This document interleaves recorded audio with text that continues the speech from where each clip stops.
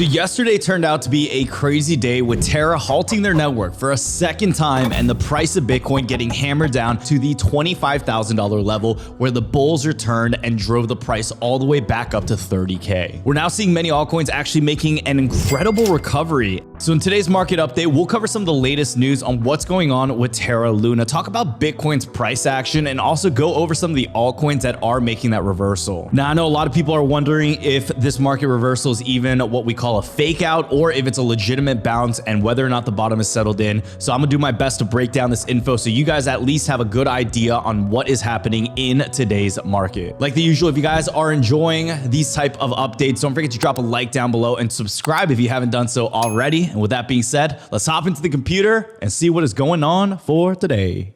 Boom, boom, boom. So the global crypto market cap for today is seeing a $1.31 trillion value or a 5% increase over the last day. Now, taking a look at the total cryptocurrency market cap chart, this just reflects all the money that is going into not just Bitcoin, but all the other altcoins and different currencies within the crypto space. Pulling this to the 1-year charts, you'll notice that yesterday seemed to have been a bottom indicator where we saw a $1.19 trillion market cap, where previously before this seems to be close to the bottom of what we experienced back in July. Now, if we do pull it back to the all-time charts, you'll notice that we did experience multiple bumps in the market. And the last time we did expect to see anywhere close to the levels of the previous market caps, we saw what we experienced, this huge upside. Now, all across the board, we are seeing some green within the market. And this is the first time we have seen green, I would say, this whole week, especially since we've seen the straight up massacre within the space. Now, in the last one day, Bitcoin had hit that bottom of even below $28,000 with the upside today rolling high of even going towards $30,814. This has resulted in about a 10% increase over the last day for the total price of Bitcoin. And not just that, but if we go into some of the other top altcoins for today, you'll notice that even within our top 10 winners, we're seeing all across the board about a 10 to 20% recovery. Now, although this is still a far ways off from the 20% to 40% loss that we're still seeing in the last 7 days, this is still really good news just because we are now seeing a little bit of that green within the market. Pulling the charts to the last 24-hour increasers, we're seeing Gala up 54%, GMT up 46%, Mana or Decentraland up 42%, XEC up 40%, Harmony One up 32%, and then a variety of other cryptocurrencies looking to be in the green. Now, if you guys have been watching any of our updates throughout this week, I've been mentioning this and stressing this exact point right here. A lot of the altcoins that were going down in price did not go down because they had any fault. They didn't go down because Gala had some massive hack or some type of security breach or someone on their founding team, caused about 3 different rug pulls. They all went down because the overall price of Bitcoin went down. They went down because of UST, what happened with Luna. And at some point, it is inevitable for a lot of these cryptocurrencies to only be suppressed for so long. So what this means, as soon as we're able to get a little bit of recovery or stabilization, especially with the price action for Bitcoin, that is when we would see that arrow getting pulled back and then launched forward. What I'm noticing right here with the top 100 altcoins is that many of the top winners are actually metaverse or gaming related. Gala is one of our top picks that is gaming related, that's up. Stepin or GMT is another cryptocurrency and project that allows you to download an app on your phone, go for a walk, and find yourself making anywhere from $10 to even a couple $100 a day, literally just by walking. On top of that, most of you guys should know about Decentraland. They are the cousin of the Sandbox, both within the same sphere of being in the NFT, metaverse, and gaming related market. Now, to answer probably the most popular question I'm getting right now, Brian, is this all a fake out? Should we, still be kind of concerned? Should I now be investing into the market since we are seeing a little bit of a bounce? Is this a start to the recovery and the next bull market? First, let's see what's happening with Bitcoin to get an idea on what the charts are showing. So on a daily chart, yesterday's candlestick had a range from $25,000 and $30,000 where it found that heavy resistance level. The hourly chart below actually shows the resistance turning into support, which is showing a lot of good news. So yesterday's candlestick is what you call a doji candle. This happens when the candlestick opens and closes at the same price or something extremely close to it and makes a candlestick have no body to it, and it just has 2 long wicks on the top and bottom. Now, typically, doji candles are candles of indecision in the market. This doji candle is also more in the shape of a dragonfly doji, which is a T-shaped candlestick. Now, the dragonfly can mean a few things. One is that the bears were able to press prices downward, but an area of the support was found at the low of the day, and buying pressure was able to push prices back up to the opening price. Now, I will say that the bearish advance downwards was entirely rejected by the bulls, and that's why we're continuing to see that market recovery today. After a downtrend, the Dragonfly Doji can also signal to traders that the downtrend could also be over and the short positions could potentially start to get covered. Now, I also do need to mention, because, you know, if you're wondering, Brian, what's up with the Doji and the Dragonflies?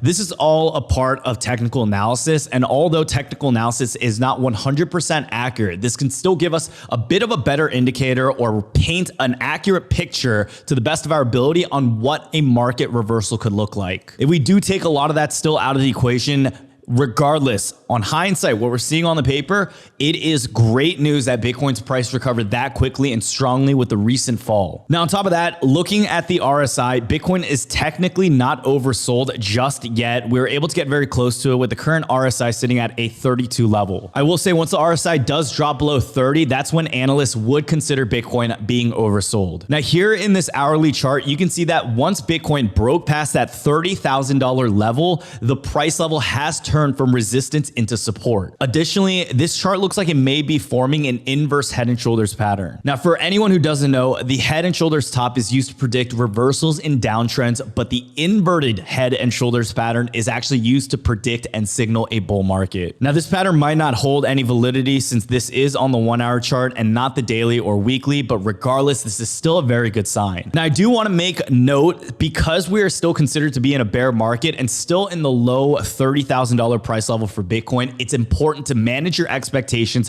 and still be prepared for another dip in the price action. Many investors and Bitcoin analysts still believe that we have not yet reached the bottom of this bear market and could see a Bitcoin crash to the $20,000 to $22,000 level. This even includes a Robert Kiyosaki, the author of Rich Dad Poor Dad, who stated, "Bitcoin crashing, great news. As stated in previous tweets, I am waiting for Bitcoin to crash to $20,000. We'll then wait for the test of the bottom, which might be $17,000. And once I know bottom is in, I back up the truck because crashes are best times to get rich." And he says, take care. I will take care, Mr. Kiyosaki, and we appreciate your thoughts on that. I will say when everyone is expecting a certain bottom, usually it never hits that point, just like the inverse of that, where everyone thought, you know, Dogecoin was going to hit $1 or ApeCoin was going to hit $40, $50. Anytime the entire mass public has a certain expectation of a bottom, and that is the mass public opinion, usually it will never hit that, and it actually goes slightly above or below that amount. With Robert Kiyosaki having about 22,000 likes on this thesis that we're going to see a $20,000 to $17,000 bottom, I would imagine it being much higher than that, but this is all still predictions and it's just getting a gauge of what the market may be doing. So Binance went ahead and also warned Thursday that it would delist the Luna Tether trading pair if Luna's price fell below the 0.005 USD Tether price point, or about half a penny, which ended up actually happening last night. Shortly after that, Binance sent its original tweet about this story, and Terra shut down its entire network for the first time during this market crash, and it left the entire circulating supply of Luna in limbo. And then about a few hours later, they went ahead and turned it back on. This is really important because Binance actually lists more than 600 different cryptocurrencies, and it's seen about $6 billion worth of Luna trades in the past 24 hours, accounting for about 8% of all the trades in that last day. Now, Binance did have this announcement tweet right here stating updates, notice of removal for some margin spot trading pairs at 12:40 a.m. UTC. And in here, we would go ahead and see Terra Luna being removed as well. Now, Terra then again proceeded to halt the network once again for the second time during this market crash. And this time, the halt lasted for over 9 hours. Now, according to Block Research, the circulating supply of Luna surged to more than 6.5 trillion by the time the Terra blockchain was halted for a second time in an attempt to salvage the collapsing ecosystem. If we take a look at the line coming from the Block Research, with Terra Luna circulating supply going to the absolute moon, we can see them having that attempt and trying to solve the issue. Now, CZ, also known as the Binance CEO, also went ahead and tweeted, "I am very disappointed with how this UST Luna incident was handled, or even not handled, by the Terra team. We requested their team to restore the network, burn the extra minted Luna, and recover the UST peg. So far, we have not gotten any positive response or much response at all," he said on Twitter. At the time of filming this video, Luna did just refreshed it. At the time of filming this video, Luna is currently at 0.00008 cents. Oh, Just lost a micro cent right there. It is at 0.000. I think I missed one more zero, 7584 cents. You know, in all my 4 months of being on crypto YouTube, I've never seen any remarkable feat just like this. And it is truly saddening, I would say, to say the least. A lot of stuff has been coming up on Do Kwon and just how he talks to the community, calling people poor and just, you know, having entertainment and watching companies fall. You know, I never wish anyone's project to ever go bad, because at the end of the day, it's our money, investors' money, people who have done no ill intent at all. But for someone like that, he was just such a poor representation of the entire crypto community. He has not been on Twitter. He's completely disappeared. And I'm just curious to see how he's going to respond or what his next plan of action is going to be, especially knowing that Terra Luna almost looks like it will be irrecoverable at this point. Now, if that wasn't bad, in regards to other more terrible news for the Terra ecosystem, the anchor contributors consider cutting the UST yield from 2%, coming from the 19.5% yield that it actually gave investors. Now, a large depositor within the anchor protocol was actually the crypto lending service Celsius, who had at least $500 million of funds invested into Anchor protocol, and they were among the investors that actually pulled all of their funds out. What we saw with the on-chain analysis was that wallets controlled by Celsius sent at least 261,000 ETH or $535 million at current prices to Anchor protocol over the past 5 months. Now, the contributors of the Terra-based DeFi protocol Anchor have proposed cutting those UST rates in order to salvage little of what they can. There is still an attempt right now in order to protect that UST peg in order to bring it back, and that is one of the reasons why Luna continues to go down in price, because they're printing just so much supply for that crypto. Now, Anchor became the biggest DeFi application on Terra, but with the most recent depegging of UST, Anchor's core feature has been practically erased. Any asset that is depegged from being one-to-one, it's not going to be made up from an 18% yearly APY. At this point, the UST stablecoin for Terra has lost its trust from the public and the people, and at this point, I really don't know how much else they can salvage. In my personal opinion, Luna and UST seem to be doomed, whether they figure out a viable solution or not. Now, the current proposal is undergoing a governance community vote that's going to end on May 18th, which is about 5 to 6 days from now, and so far, a majority of Anchor holders agree that this is the right step in the next direction. If this proposal does pass, the targeted 4% rate on all UST deposits will be implemented on Anchor, and it's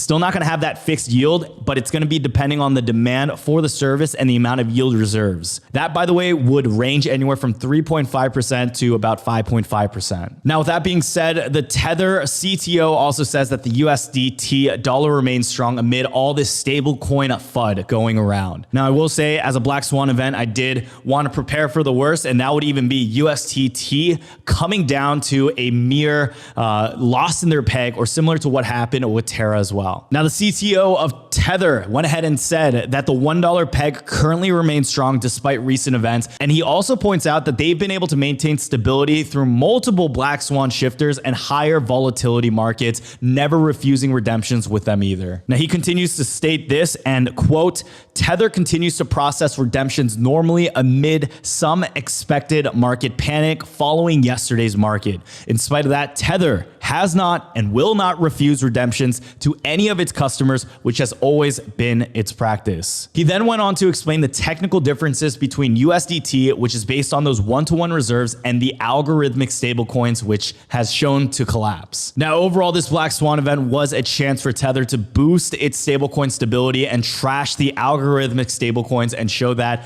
what they have down is still the way to go. Now, with that being said, the Ethereum gas prices went ahead and soared as a lot of traders actually headed for the stablecoin exits. Back on Tuesday to Wednesday, Ethereum gas prices doubled, and right now they're on track to double again per the data from the Blockchain Explorer Etherscan. Now, while normally gas guzzlers for the Ethereum gas fees are related to NFTs, this time it is coming from the major use of stablecoins and many people trying to park their money into safer assets. Now, even yesterday, the cost of a Tether transfer got as high as $20 on Thursday, and just shy of $22 billion in USDT was moved on on Ethereum yesterday as well, which was the highest amount, by the way, since May of 2021. Now, on top of that, Janet Yellen says the stablecoin market is still too small to pose any type of systematic risk. So in a Thursday hearing of the House of Financial Services Committee on the Financial Stability Oversight Council's annual report to the Congress, Yellen hinted that the stablecoin market was not yet at a size in which UST dropping to under 40 cents and USDT, the world's largest stablecoin by market cap, briefly depegging would create any type of real threat to financial stability. She quotes here, although I can't say that they've reached the scale right now where they're a financial stability concern, we're seeing Terra having broken the buck and Tether under some pressure as well. I wouldn't characterize it at this scale as a real threat to financial stability, but they are growing very rapidly and they present the same kind of risks that we have known for centuries in connection with bank runs. Now, following the 2008 crisis, Congress introduced the legislation that recognized certain large financial entities, including banks such as AIG, as posing that actual systematic risk to the US economy and imposed a series of oversights, including higher capital reserves on their business operations. But right now, stablecoins don't currently meet that systematic threshold, but that could change in the future based on everything we saw just happening within this week. Now, what's still on the table is a CBDC, also known as a central bank digital currency, which could mitigate some of these concerns depending on its design. According to Yellen, the Federal Reserve continues to examine the pros and cons relating to issuing a digital dollar backed by the government. Overall, the questions about stablecoins that got brought up on Thursday during the Congress hearing reflect a large push by the White House and our government in imposing new regulations for the entire crypto industry. I just want to say, if we do get some crazy crypto regulations from all of this, everyone go thank Do Kwon and thank him. Just tell him thank you. Now, also, Jungies, keep in mind, in March, President Biden also issued an executive order calling for better coordination among agencies when it comes to cryptos. Right now, at the time of filming this video, there are still several bills in Congress that aim to provide clearer rules for the industry. I will say, mass crypto regulation is imminent, and with this recent crash, it is almost inevitable now. Now, going back into some of the assets that have fallen over this past week, we actually got Cathie Wood back in the news right now with ARK Invest purchasing about $3 million in Coinbase stock. So Coinbase, America's largest cryptocurrency exchange, released its Q1 earning report on Tuesday, posting a quarterly loss of that $430 million. And it looks like right now, Cathie Wood saw that as an opportunity and is buying up that dip. What we saw was Coinbase's stock actually plummeting from $73 to as low as $53. And things got so bad that there were even rumors of Coinbase going bankrupt. And people worried that if you had your money stored and locked into Coinbase, that it would be gone forever. Now, since then, the CEO, Brian Armstrong, went ahead and eased everyone's concerns. He came out with a string of tweets and he further, made sure people knew if Coinbase does go bankrupt, we're not going to be taking your money and running off with it. You guys are still safe and protected. Now, if you guys are unfamiliar with who Cathie Wood is, she is someone who actually had a lot of good credit during the height of the pandemic, but as tech stocks have been getting slaughtered, I don't even want to check where the ARK Invest index has been doing, but she was known to be extremely smart and a lot of people still do respect her. But as ARK Invest and a lot of the stocks that she invested into and believed in completely went down just because of the recent crash that we're seeing across all equities, a lot of people started to kind of not like Cathie Wood anymore. I'm seeing a lot of sentiment changing towards that. So it's interesting that she still comes up in the news and, just seeing her actually doubling down on some of these plays. She is really got to be a genius, or she's, she made a mistake with her research thesis and now it's her ego carrying her. You guys let me know what you think about that at the moment.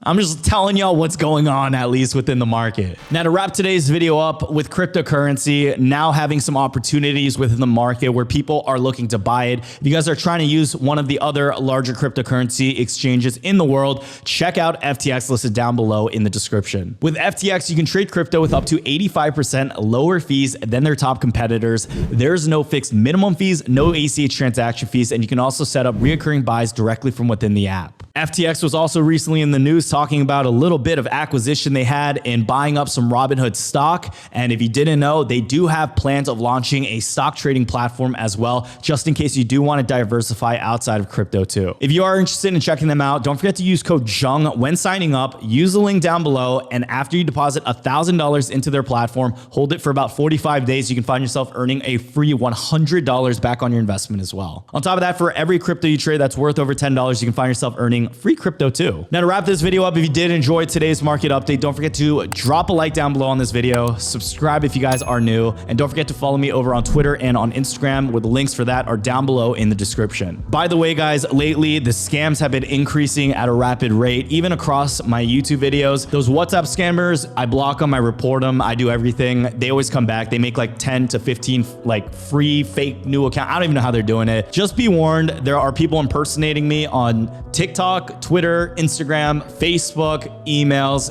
YouTube, and on Discord. I'm getting impersonated everywhere. So if you guys see a Brian Jung account messaging you, it is most likely a scam, and just please be careful of that. On top of that, a lot of you guys have been asking when the next spot for the Discord will be opening up. I may be opening up some spots over this weekend. So if you guys want to have a chance of joining, where you can get some buy and sell alerts, technical analysis from some of our best advisors, as well as just an amazing well-kept community, don't forget to check out the link for that down below in the description as well. Now, we usually do a secret keyword at the end of these videos, and for today's video, we're going to be doing the code word jungle. Comment down below jungle if you guys made it all the way till the end. Guys, I know the market has been, rather crazy lately, and a lot of you guys are still in that panic mode, but I just want to say we're seeing the recovery happen in the market today. We're seeing a lot better news coming in, and it's only a matter of time before we start to see better improvements happening within the space. Keep your chin up, stay tuned for some additional updates, and I can rest assure you, I'm looking forward to better days, and I think you guys should be too. In the meantime, have an amazing day, have an amazing weekend, and I'll talk to y'all soon. Peace.